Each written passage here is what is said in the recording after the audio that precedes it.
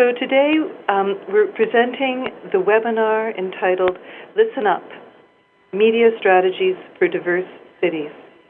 In the next hour, we'll hear about some of the strategies developed by local radio broadcasters in Barcelona and in Toronto that promote diversity in the media. We'll find out more about how these broadcasters have responded to changing demographics in their cities and are using the story of their city's immigrant experience to create not only great programming, but also to score high approval ratings from their listeners. So please join me in welcoming our first speaker. From Toronto today, we have Susan Margetti. Susan is the Managing Director of the Canadian Broadcasting Corporation, the CBC, responsible for radio, TV, and online media. CBC's Radio's business case for diversity combines their audience growth strategy with effective diverse hiring and recruitment practices and has made the station the top-rated morning show in the city. Hi, Susan. Hi, Kim. Hi. I'd like to welcome you to the Learning Exchange and invite you to take the podium. Thank you very much. Hi, everyone. I'm going to take, if I could, just a few minutes to give a snapshot of the Metro Morning business case for diversity. And Metro Morning is our flagship morning show in Toronto at CBC Radio. CBC is, as Kim said, the public broadcaster in Canada. I should tell you a little bit about Toronto, too. This is very much an immigrant city. About 5.5 million people live in the Greater Toronto area, and half of them were born outside of Canada. Almost three-quarters have direct ties to immigration, and we have about 140 languages that are spoken in Toronto. It is an absolute pleasure to ride the streetcars or the subways in Toronto.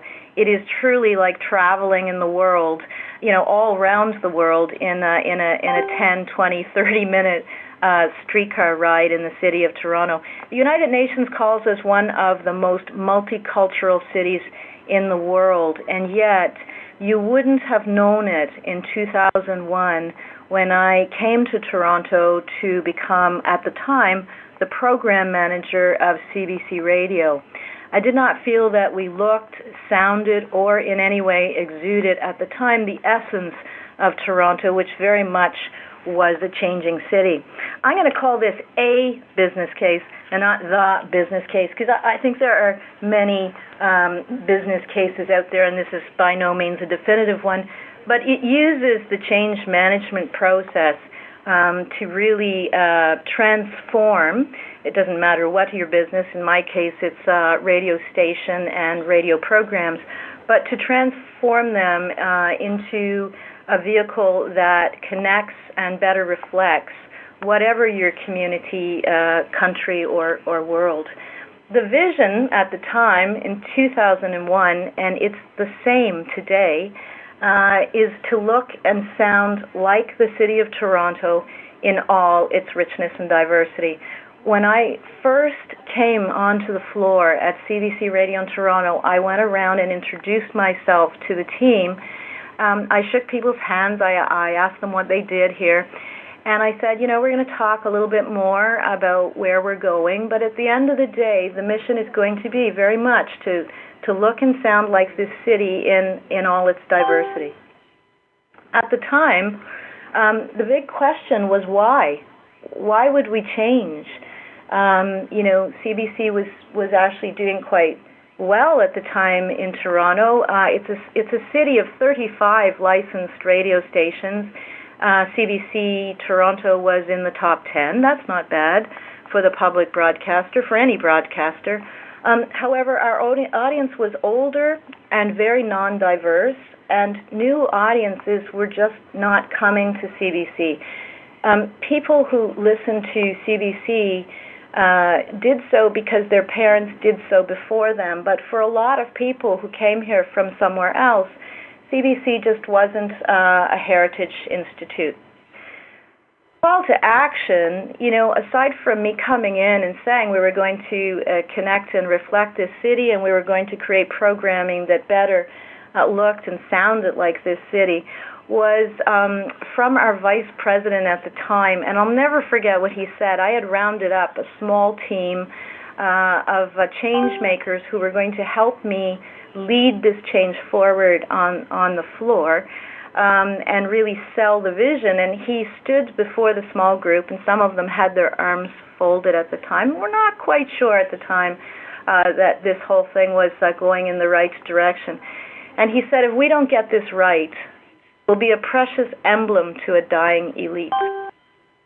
I will never forget that. It has stayed with me all these years. That was in February 2002 when we launched our process of change at CBC in Toronto. So the mission was to be more relevant to more people. And the reason I want to spend, just a moment on, things like mission and vision is that if you can't sell it, it's never going to happen. If you don't believe it, it's never going to happen. And if you don't have the research and data to back up what it is you're trying to do, it's never going to happen. And we weren't changing for the sake of changing, and we weren't changing to be good or nice. We were changing because ultimately we wanted to be more relevant to more people. That's our public broadcaster mandate.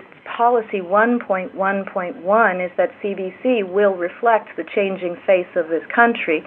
But it's also the business case. If you are more relevant to more people, you will grow audience. And I speak about that all the time, and I've often had broadcasters in the audience raise their head and say, really? If we are more relevant to more people, if we are doing programming that reflects the diversity of our communities, we'll really grow audience? And I say, yeah, you will, and I think we're actually living proof of that. We had a two-pronged approach, which basically came down to two key thrusts.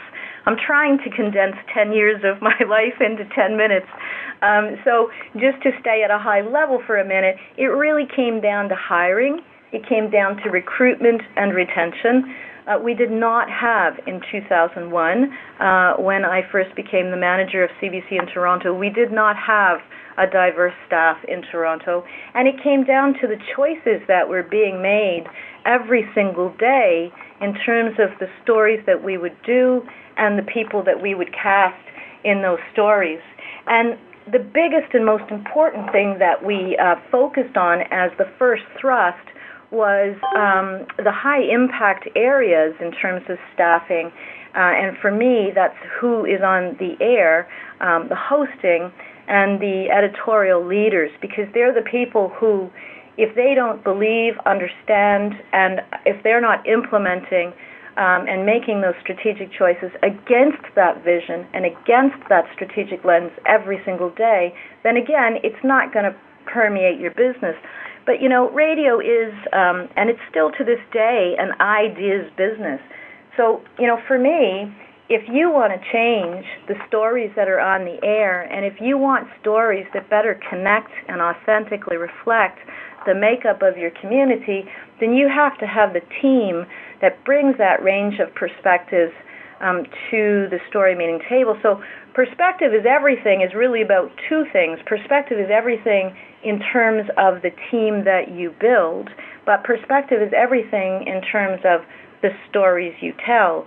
And depending on who's at that table, you do get some very different perspectives.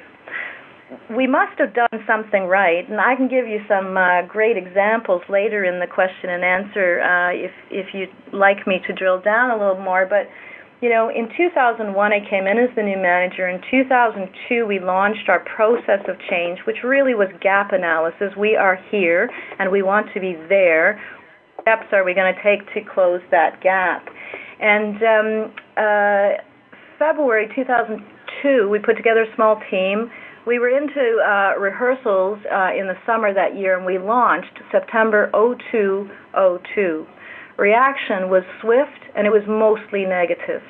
I would have to say for our core audience, it was a bit of, radio's about familiarity and intimacy. There was a lot of change all at once. It also brought out some real pushback in terms of I remember taking some calls myself from people who said, get those accents off the air. It was a hard time for anyone who struggled with the whole thing in the first place. Are we fixing something that wasn't broken? But for me, it came down to this simple truth. The city of Toronto had changed, and CBC in Toronto had not. So we had to change in order to be relevant to people, and we must have, as I said, done something right, because in the fall of 2003, so that's 1 year after we made our changes on air in terms of our hosts and in terms of our program missions and concepts, 1 year after that, we would go to number one for the first time in our history in mornings in CBC public radio in the city of Toronto. And as of a week and a half ago, another ratings book would come in, and we would be, for the 31st time, number one in the city of Toronto, highly competitive, and yet still remain in that position in the market. So we must have made some choices that really did reach and connect and reflect this city. I think that, in the end, maybe I had said earlier, there was a slide that said there were kind of 10 keys. And I guess the biggest one is to really know your audience. We had to do a lot of research, but more importantly, we brought a lot of people in from various communities in the city to actually speak to the team. So it wasn't me, Susan, saying we need to change. It was people from all walks of life sitting down and looking in the eye, my team of journalists and programmers, and saying, you don't speak to me. And I remember what one woman at the time said. She told my team that she didn't listen to CBC. It wasn't for her. We were old, male, white, and worried. And that really was, the perception of a lot of people, and that's not that long ago, 2001. We're now talking a decade, I guess, but. In that 1 to 2 year period, we managed to reposition our station. So it really is about knowing the audience. It's about having the community have a voice in what you're doing. It's about really involving your team. And, we have, what we have done here locally would get me called into a meeting about a year later, I guess, with the National Diversity Committee for the CBC. And one of the things they wanted to ask was, what are you doing? We want to know. And I said, well, it started with audience research. We hired strategically every chance we got. We built it into the objectives. And it doesn't matter what business you're in, that change management process of building it in, having the measurements and metrics and accountabilities in place is absolutely critical to it permeating your business.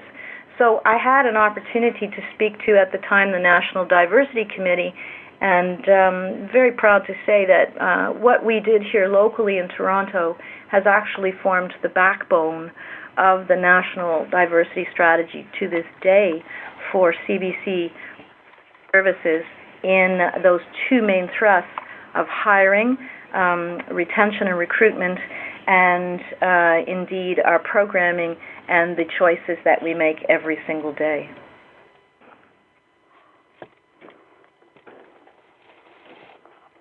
Thank you, Susan. That was wonderful. Thank you, Susan Margetti, for sharing CBC's invaluable lessons with us, and congratulations for being 31 years, for being number one, making radio an ideas business. That's an impressive record.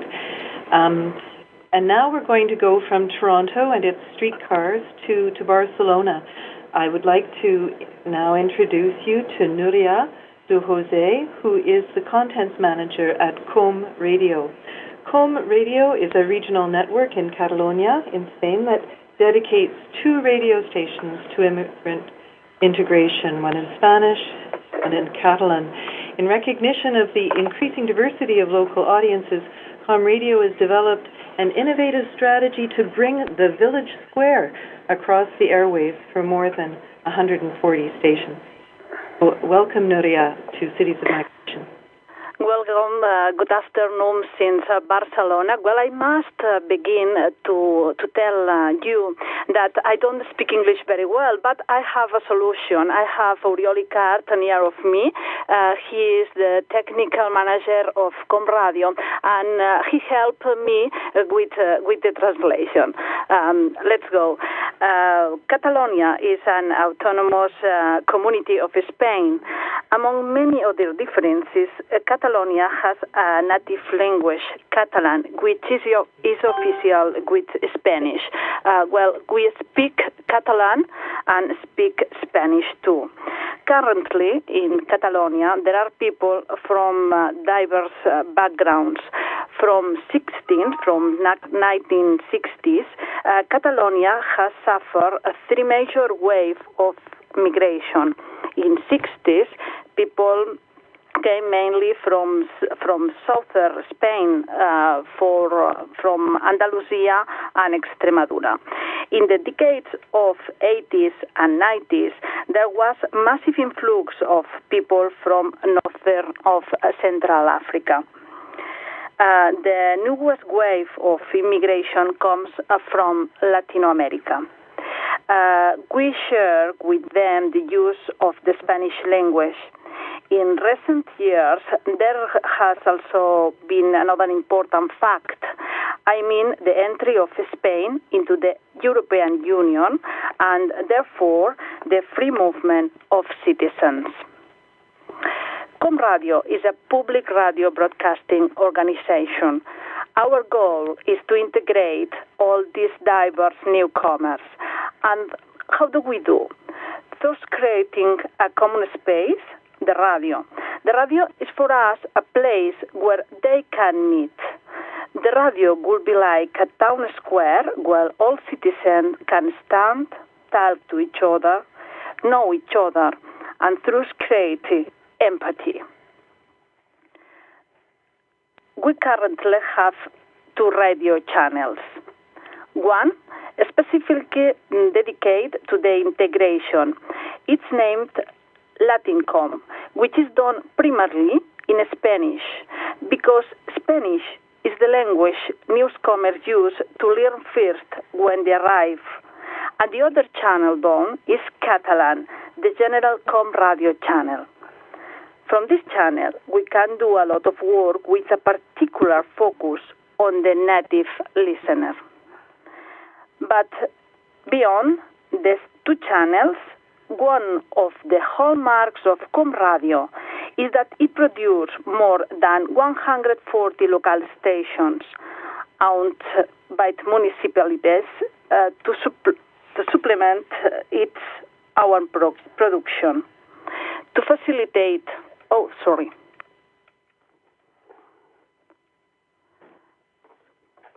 we have a problem with the slides. Oh, there we go. All right.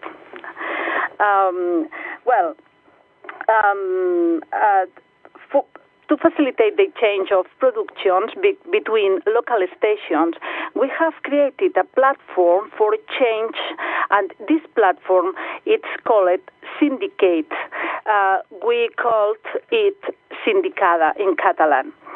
We chose this name because we use content syndication to optimize resource and knowledge. In Catalonia, these local radio stations have been the first to have specific programs dedicated to immigration, because experience shows us that the first places where things are done to integrate newcomers are the towns and the cities. With Syndicate, we share a lot of formats.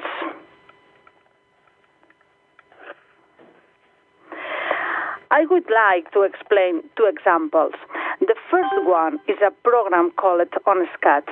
It is a program that began in Radio Salt, the local radio station of a village called Salt in Girona. It's the Catalan town with the highest immigration rate. The program is a Catalan course. The aim of this program is that newcomers learn the language of Catalonia, which is very important for achieving integration. Well, from that original program of Radio Sal, ComRadio, together with the Catalan government, adapted the program and broadcasted it through our radio channels and provided to all the local radio station of ComRadio network through syndication. Let's see the second experience. Barcelona Provincial Council is a local government agency with jurisdiction in the province of Barcelona. It's dedicated to serve the local council of these provinces, towns, and cities. Integration is one of the main objectives of work. What we have done is to adapt the written contents they make to enhance the coexistence to audio contents. We broadcast it through ComRadio and Latincom as micro-programs, and we also provide these products to the local stations through syndications. We have, for example, a series of programs dedicated to reporting the rights and duties of the newcomers. Currently, high-quality telephony and syndication platform allows us to share ComRadio productions created by our own channels with productions made by 140 local radio stations belonging to ComRadio network, but also with local stations of the rest of Spain, especially the radio stations of Andalusia in the south of Spain.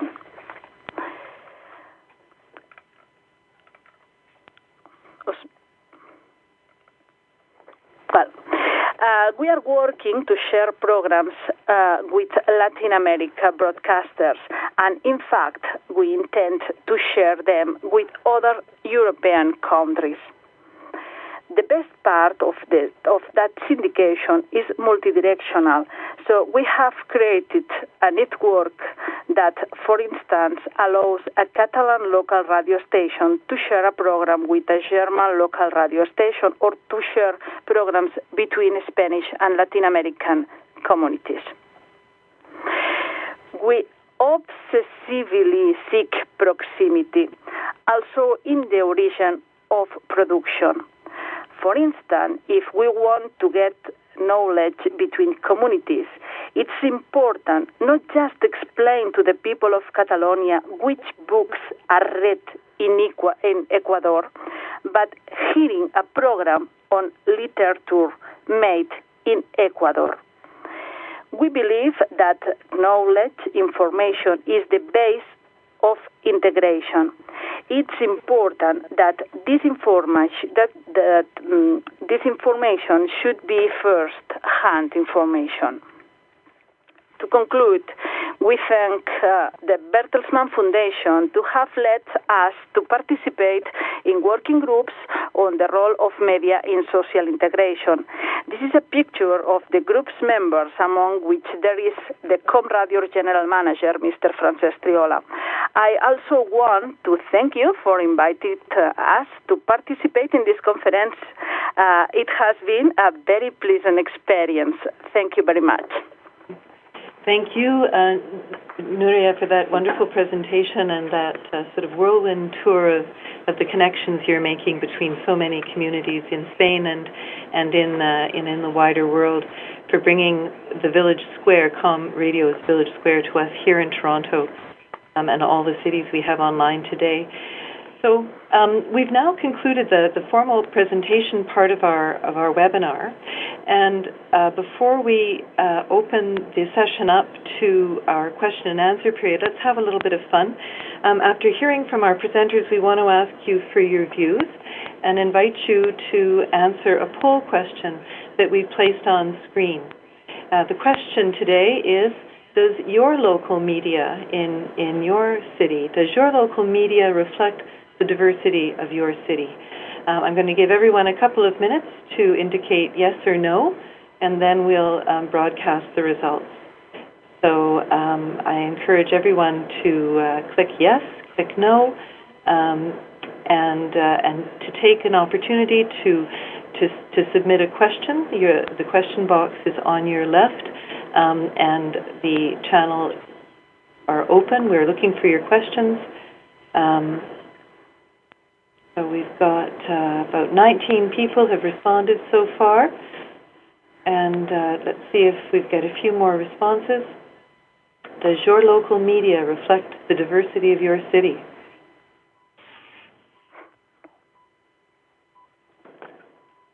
I think that's it. Let's broadcast the results. It looks like no, they do not. 65% of our respondents said that no, local media did not reflect the diversity of their city, and 35% of our respondents said yes. So there's a tremendous opportunity there to take the ideas you've heard about from Com Radio and from CBC Radio here in Toronto, and to think about how those might work for you locally. So moving on to our Q&A, I've an opening question for our presenters, and in the meantime, encourage everyone to present their questions. And the question that I have, we're asking, we'll open our Q&A with is that we've noticed that in our work with media and our work in this field, that media plays an influential role in shaping public perception. And most of us will recognize that media sometimes polarizes issues and can contribute to a very toxic level of debate around immigration issues. Yet what we've heard today from both of our presenters is both presenters have described local radio programming that has successfully engaged local audiences and is making the diversity of their cities core to their station's brand and its success, and a very natural expression of the diversity in their cities. So I would like to ask Nuria and Susan to comment about about whether the success of local programming can be translated to the national arena. And perhaps, Susan, I'll invite you to start, please. I think it can. Local, for me, the national arena, whatever nation you're in, is really the sum of all of the parts at the local level. So in other words, you have a complex country like Canada, where you have the fastest growing Aboriginal communities in the West, and you have one of the oldest Indigenous Black communities in the East, and you have multicultural cities like Montreal and Calgary and Toronto and Vancouver. How do you reflect the country is you reflect the stories of those cities. So the country is the sum of those cities' parts, which is why the role of the local broadcaster is so critical to, the word I use is authentically reflect, because the makeup of our cities is different, so we all have different emphasis on different communities depending on where you live. But it really is about focusing on what connects us. If we're talking about taxes going up on your house and you're a homeowner in this city, it doesn't matter what community you're from. If we're talking about a mother's love, it doesn't matter what community you're from. We find the universal that is what connects all of us, whether it's in the big news stories of the day, or whether, in fact, it is in some of the issues that are happening in the city, or whether it's through the music and performance and events that we create in the community. It all asks that question of, why would my audience care? And the image that we have in our minds of that audience is a very diverse audience, and so it has to be held up against that checklist. Yes, I think like Susan, I think that can be translated to the national arena. It's the example that I put during the presentation in the case of ONESCAT, on a program ONESCAT, a program that was created in a local radio station, and then we adapted it, and Comradio is used throughout the autonomous community of Catalonia. The local radio always risks more than others, and this since may also open the way for integration in the media. Very good. I have a question now from Kyali Roy, who asks both speakers what have been the most significant challenges in creating the kind of changes you've created. So maybe Nuria will continue with you. What have been some of the challenges in achieving what Com Radio has done? Were there barriers that you had to overcome?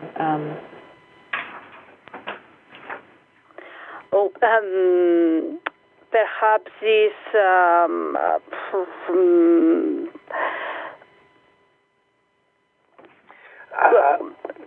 perhaps for us is to see, as Nuria explained it, how the immigration has changed during these years in Spain.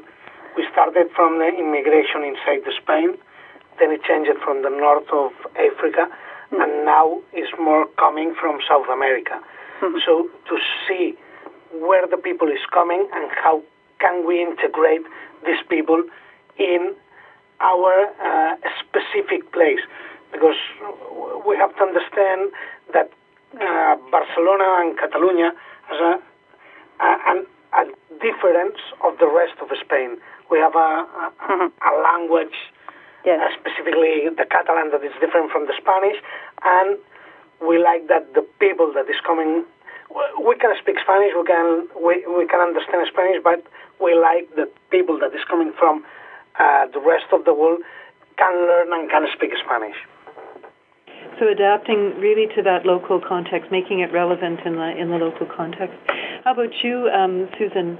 What were some of the biggest challenges faced by CBC in getting off the ground? I think that there were two that I would put a string of lights around as the biggest, and they would be the same both internally and externally, and that is building relationships, building trust. It really, even today, 10 years later, and, we do, I think, Kim, you used the word brand before, we do maybe have a bit of a brand now that we didn't have then, but even 10 years later, if we're doing a major town hall talking about, pick something, family violence, let's say it's in the South Asian communities, first thing we say is that family violence is an issue that transcends and crosses, all communities.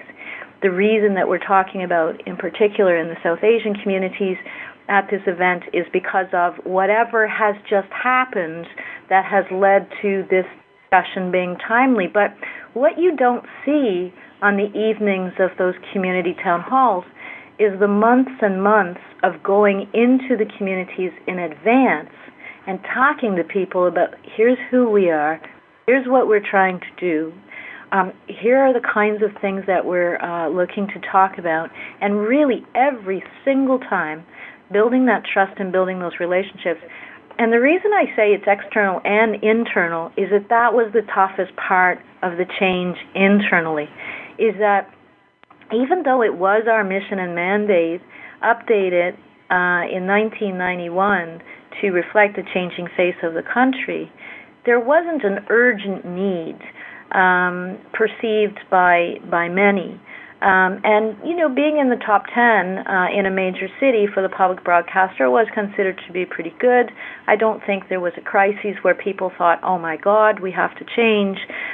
So, again, it was about building the relationships and building the trust on the why, and what we're trying to do, and what, if we're successful, that will look like at the end of the day. And that I actually do think it was the same, different perhaps tactics, but the same issues both internally and externally. So that the quality of that consultation with local community really helps mitigate risk, but also develop more relevant kind of programming. Well, that's a great segue to our next question, which comes from SD, who asks, can you suggest some strategies for success for those embarking upon creating an ethnic-oriented television station which would combine content of interest to specific minority groups? And Susan, maybe you'd like to comment there. Well, I'm actually trying to do the opposite. I'm not just manager of radio anymore, but radio, TV, and online in Toronto, and trying myself to create local television that speaks to and connects the changing face and voice of Toronto, but in all its diversity, not targeting a single group. I guess I would have to say if you're trying to target that single group, then I really think it goes back to those two key thrusts, which is, how is that community represented in terms of your staffing? How is that community represented in terms of the people you are casting on the air? What an interest in that community? How are you targeting those for special attention, whether it's special cultural events, music programming, news, or current affairs? It's still all about building those relationships and building that trust. The worst thing you can do, I believe, start to build trust, not go through it, or turn your back on a community. So, trust is a very fragile thing, and building those relationships is a very critical stage.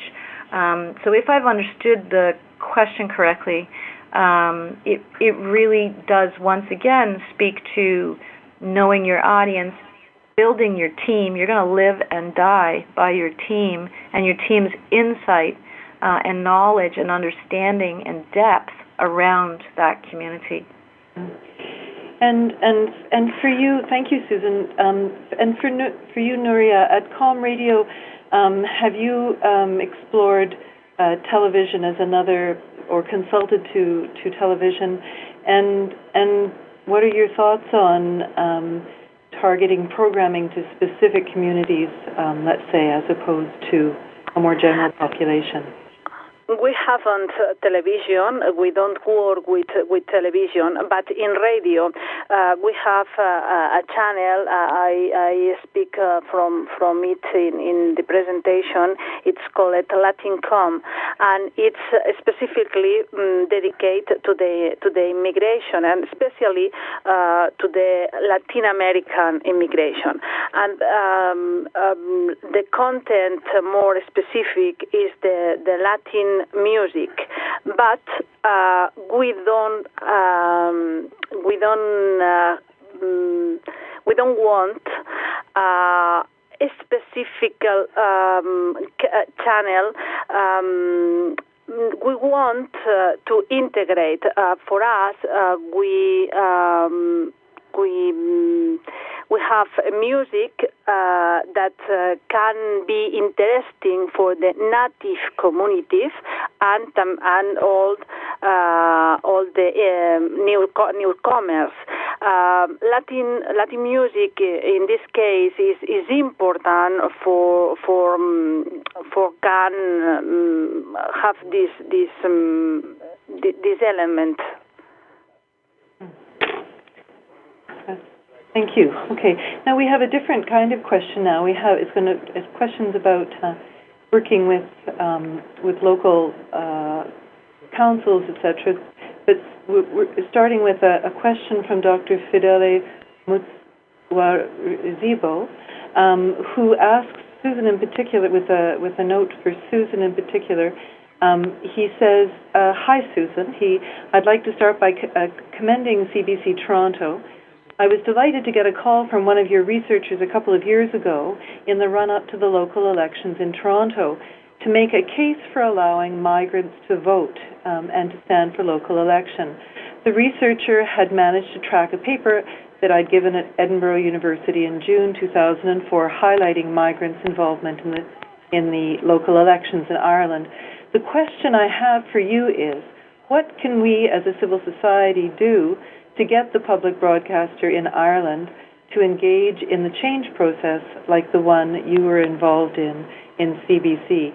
And before I hand that over to Susan to answer, I will note that we do not in Canada have municipal voting for non-citizens, and have admired the work that cities like Dublin have led in promoting immigrant voting.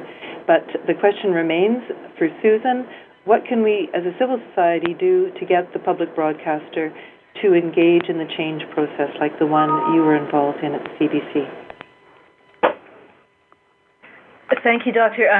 Thanks, Kim. So probably I shouldn't be advising other broadcasters, but I think that broadcasting only works if there's an audience. If there's no audience, if no one's listening and no one's watching, it becomes very clear that you have to change, and change quickly if you want to survive. So, something that you can do is choose not to be a member of that audience. If you want to make a change in the product in order to make it more vital to a broader community, I would have no hesitation if I were in a city where my favorite, whether it was radio or TV, was not reflecting my voice or my story or my community. I would have no hesitation in creating some kind of open dialogue. When I lived in the city of Winnipeg, from the early 90s to the late 90s, actually, so much of that decade in the 90s, there were two main Aboriginal communities, Ojibwe and Cree.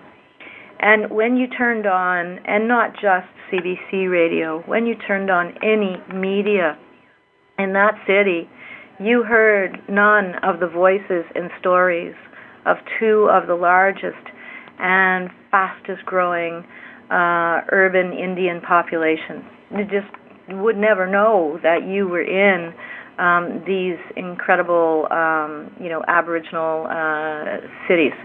So, one of the things that a lot of the Aboriginal leaders did was force the public broadcaster to the table to begin having discussions about the stories and the issues, the balance, the fairness, the representation, and the reflection of those communities. In the end, I would be one of the people who would do this major event on June 21, 1998 is the day I remember, and we did this amazing event to celebrate National Aboriginal Day in the city of Winnipeg. And thousands and thousands and thousands of Aboriginal people came out and stood in the pouring rain to watch our concert and to take part in our festivities. And I remember saying, I was in the truck producing the show and directing it, watching it on a little TV screen, watching the stage on a little TV screen in the mobile truck. And I remember saying to the crew, "You tell me that no one in the Aboriginal communities listens or watches CBC in Winnipeg." This is in the late 90s. And I said, "Look at this." And it's that age-old build it and they will come. I spent a whole year in that instance working with the community, wanted to do a special celebration on June 21, 1998. I wanted to do a concert and live radio broadcast that night. But I spent a whole year of going to community meetings, of building relationships, of talking to people, and they spent a whole year telling me what was missing and what needed to change. But they also did so in a larger context and a more political way, which is, as I said, they held formal conversations and talks, with the management of the day at that station. I was just a programmer at the time, but it was one of the last programs I would actually do before moving into management, and it stays in my heart as a very special one because, as I say, if you connect and reflect your communities, people will come out, they will listen, they will watch, the greatest catalyst for change is people speaking up and saying they're not going to listen, watch, or come out if you are not speaking to or connecting their voice in their communities. Thank you. That's a great story. In Barcelona, in Catalonia, Nuria, have you found that the syndicated radio programming has had an impact on the way community groups within the city interact and use the radio? Have you found that you've been able to engage those diverse populations more than you have in the past? Yes, through the syndication, we have seen that the local radio stations of the small cities or small towns all around Catalonia have has started to interchange audio formats. First with us, with Con Radio, that is the biggest one and the one that collects everything, and they started also to share programs between of them, and to share ideas and to share formats, broadcast formats. So we have seen that the people that is listening to this local information now can listen his own local information of his town, and the towns around, and that has made that we can share more our information and the way that we live. That sometimes between neighbors is difficult to know each other. Through this syndication, we have seen that we are not so different, and we can share more than what we think. That's wonderful. I have another question here from Delia Wiest, who asks the speakers how local authorities use media to influence the perception of majority populations. So perhaps again, Nuria and Oriel, we can return to you because I think you have worked incredibly successfully with local councils. If I understand correctly, most of those 140 stations are connected to a local authority, are they not? How have local authorities worked with you? We try that the local authorities doesn't not influence in the point of our information and the kind of programs that we make, because we think that as a broadcaster, as a radio station, we don't have to follow what the authorities says. We have to be free, and we have to have this freedom to do that. Some things that we have done is to try to come the authorities to us to explain, for them to explain how they see their population and how they make what they are doing. That has made that they have seen that there is more immigration, and this immigration is more important sometimes than they thought. And so that's important. Yeah, that's important. Another thing that we have done is a program called we have a team moving all around Catalonia, talking with all the all the mayors of the cities, giving the opportunity for them to explain how they think and what kind of policies, including immigration and giving a part important of immigration, they are doing in their towns, and sharing that with all the people in Catalonia. That's fantastic. Bravo. That's wonderful. I think we have time for just one more quick question. This one is, Evelyn asks, it's a question about stakeholder engagement. And the question is how the broadcaster works with community interest groups. And I guess the second part of that question is, how do those immigrant-led organizations and community organizations work? What suggestions do you have for helping organizations like that work with media to advance their interests? And again, I think we'll start with Nuria and Oriel, and then go to Susan. First, they must participate in society where they are, with partners to disclose to the media reality and its activity. In our experience, another formula is making their own programs from local radio station. But in this case, it's important to make some content aimed at the entire community, not just for the group that they represent.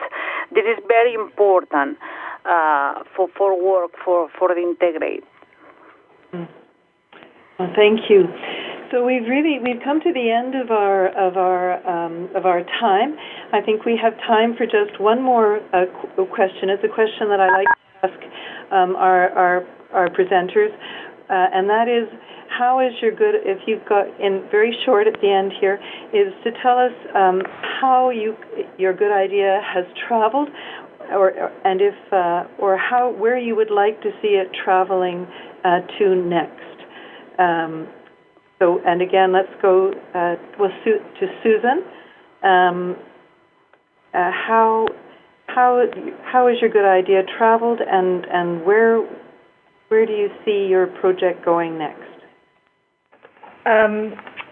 Thanks. I think that our good idea has traveled in that it's informed the national strategy for the public broadcaster in Canada.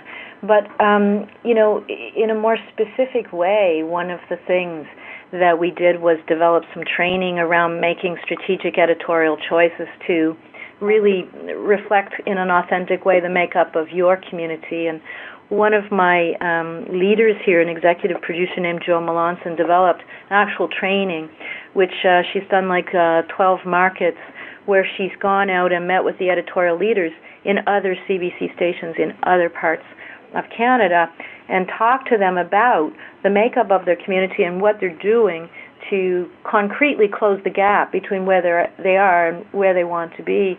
And, by all accounts, that's just one measure, I think, but it does show that some of what we've been trying to do here transcends here and speaks to the bigger picture. I also think that, Metro Morning is just a business case, but to triple your audience, I think sends out a very clear message that if you reflect and connect your communities, you will grow.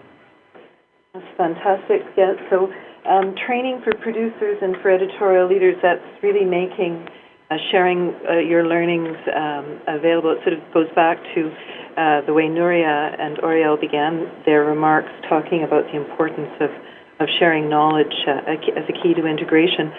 And so back to Barcelona, what's the next big idea for you at Com Radio? Where do you see your ideas going next? In the future, we would like to have more change of programs with South America and other countries of the European Union, because we think that it's very important for change contents with them. Well, thank you very much. I'd like to thank Susan Margetti at CBC here in Toronto, and to Oriol and Nuria de Jose in Barcelona with Com Radio for two very interesting talks and for contributing to such a stimulating session with us here today. Thank you very much. Our time has now run out, so on behalf of our participants and everyone here at Cities of Migration, thank you again. I would like to thank our audience, too, for joining us and for your questions. I would like you all to imagine this excellent work being interpreted in your city, being adapted by your organization, and maybe changing the neighborhood in your city that you live in.